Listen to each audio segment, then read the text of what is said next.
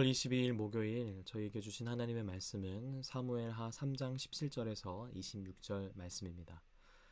말씀을 읽도록 하겠습니다. 아브넬이 이스라엘 장로들에게 말하여 이르되 너희가 여러 번 다윗을 너희의 임금으로 세우기를 구하였으니 이제 그대로 하라. 여호와께서 이미 다윗에 대하여 말씀하시기를 내가 내 종 다윗의 손으로 내 백성 이스라엘을 구원하여 블레셋 사람의 손과 모든 대적의 손에서 벗어나게 하리라 하셨음이니라 하고 아브넬이 또 베냐민 사람의 귀에 말하고 아브넬이 이스라엘과 베냐민의 온 집이 선하게 여기는 모든 것을 다윗의 귀에 말하려고 헤브론으로 가니라. 아브넬이 부하 20명과 더불어 헤브론에 이르러 다윗에게 나아가니 다윗이 아브넬과 그와 함께한 사람을 위하여 잔치를 배설하였더라.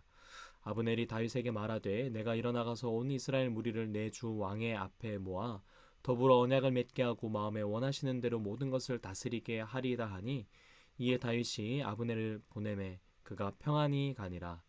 다윗의 신복들과 요압이 적군을 치고 크게 노력한 물건을 가지고 돌아오니 아브넬은 이미 보냄을 받아 평안히 갔고 다윗과 함께 헤브론에 있지 아니한 때라. 요압 및 요압과 함께한 모든 군사가 돌아오매 어떤 사람이 요압에게 말하여 이르되 넬의 아들 아브넬이 왕에게 왔더니 왕이 보냄에 그가 평안히 갔나이다 하니 요압이 왕에게 나아가 이르되 어찌하심이니까 아브넬이 왕에게 나아왔거늘 어찌하여 그를 보내 잘 가게 하셨나이까. 왕도 아시려니와 넬의 아들 아브넬이 온 것은 왕을 속임이라. 그가 왕이 출입하는 것을 알고 왕이 하시는 모든 것을 알려 함이니이다 하고 이에 요압이 다윗에게서 나와 전령들을 보내 아브넬을 쫓아가게 하였더니 시라 우물가에서 그를 데리고 돌아왔으나 다윗은 알지 못하였더라. 아멘. 어제 본문에서 이스보셋에게서 이 나라를 다시 다윗에게로 넘기겠다는 아브넬은 오늘 본문인 3장 후반절을 통해서 그가 세웠던 계획을 실제로 실천합니다. 그 시작은 17절과 18절 말씀인데요. 아브넬이 이스라엘 장로들에게 말하여 이르되 너희가 여러 번 다윗을 너희의 임금으로 세우기를 구하였으되 이제 그대로 하라. 아브넬은 장로들에게 다가가 무엇을 이야기합니까? 하나님의 말씀을 상기시킵니다. 모든 대적들의 손에서 벗어나게 하시는 것은 다윗을 통해서 하나님이 일하신다 라고 하나님의 일하심을 장로들에게 상기시키는 것이죠. 아브넬은 겉으로는 하나님을 지금 운운하고 있지만 사실 그는 하나님의 말씀을 자기 자신을 위해서 이용하고 있습니다. 아브넬은 여기에서 그치지 않고 19절에 베냐민 지파의 동의를 얻어 다윗과의 만남을 준비하는데요. 아브넬은 헤브론이라는 지역에서 다윗과 만나 소위 귀순 의사, 북이스라엘을 다윗에게 넘겨줄 의사를 밝혔습니다.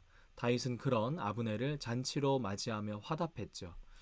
이 대목에서 저희가 꼭 기억해야 할 것이 두 가지가 있다면 첫 번째는 악인을 통해서도 성취해 가시는 하나님 나라의 구원 계획을 저희가 생각해야 됩니다.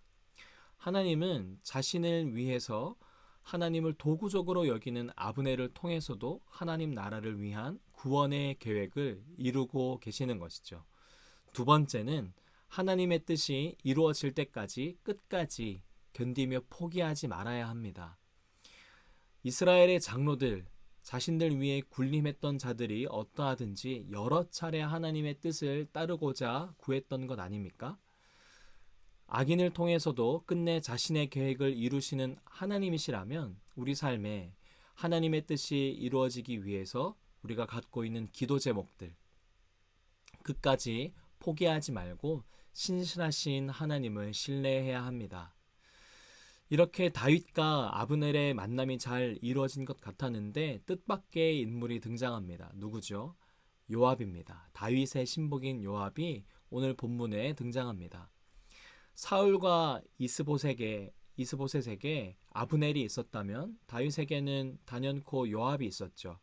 이 요압은 아브넬이 다윗 왕을 찾아와 친선을 요구했다는 소식을 듣고서 그가 아브넬이 왕을 속이기 위한 것이라고 다윗에게 다른 이야기를 합니다. 그러나 24절, 26절 이 세 절에서는 요압의 이러한 이야기 속에서 어떠한 반응도 1절 하지 않는 다윗을 볼 수 있습니다.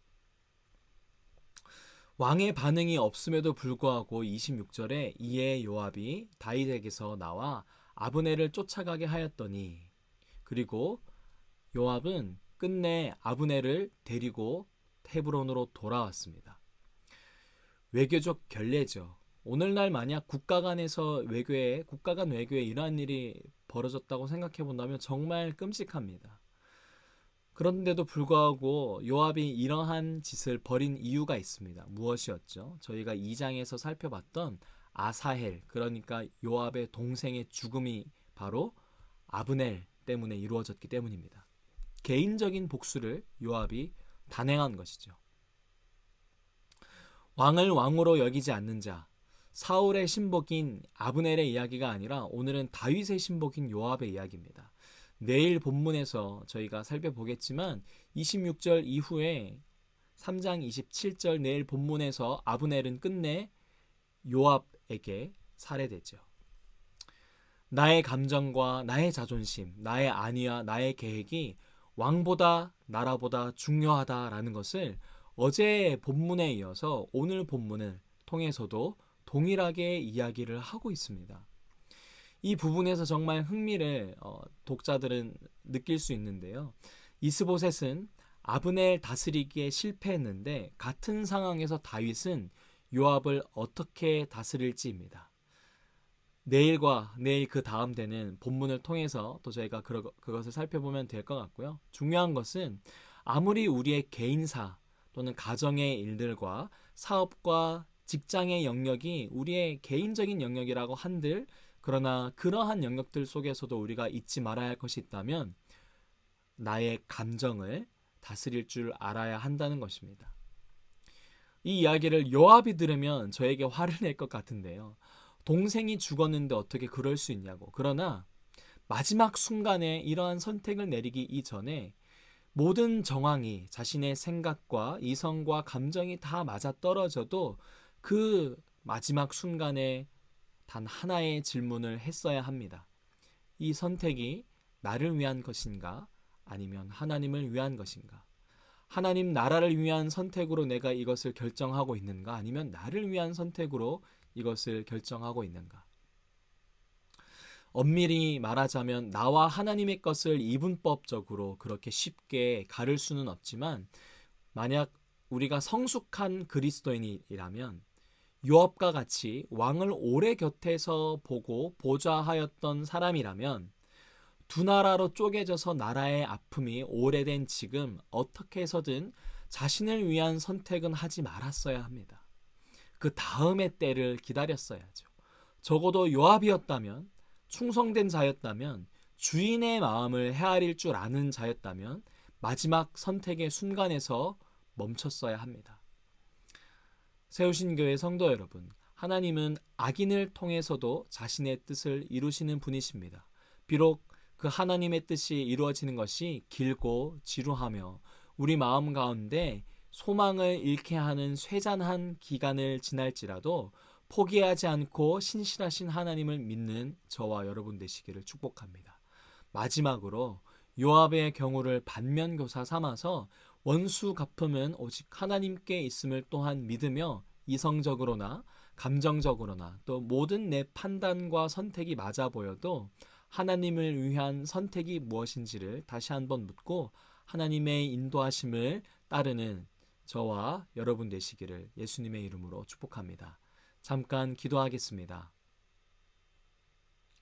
사랑이신 하나님 아버지, 우리의 일상 가운데 또 우리의 인생 여정 전체 속에서 우리의 생각으로도 또 우리의 감정으로도 여러 가지의 정황이 다 맞는 것 같을지라도 하나님, 우리의 여러 가지 계획들 속에서 오직 여호와 하나님만의 뜻이 온전히 서기를 기도합니다.